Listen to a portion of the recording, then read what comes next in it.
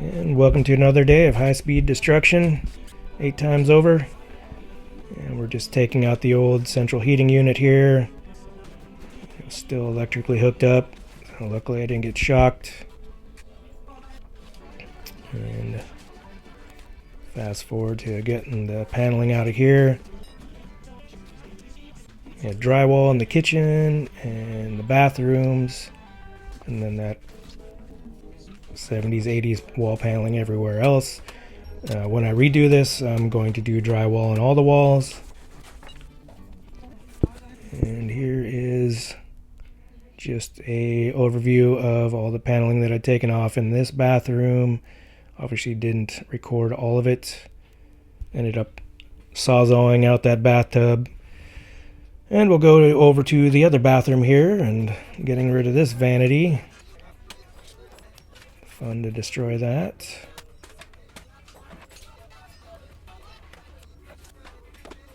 And I won't submit you to the removal of that toilet, because who wants to watch me disconnect and carry out an old used toilet? Not I. So this was fun when these big wall paneling sheets come out pretty easy. Just pound and kick and rip and pull and you get the whole sheet. Oh, it's so satisfying. And the pile I have going out front is quite large.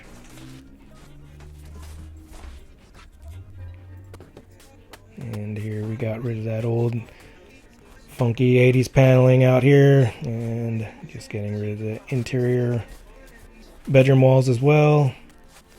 Going for the open floor plan look.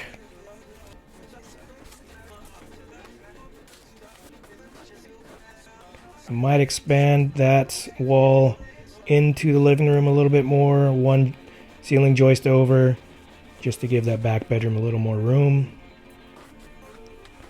And we're done. Get the thumbs up from the man himself here. Exit like a hero.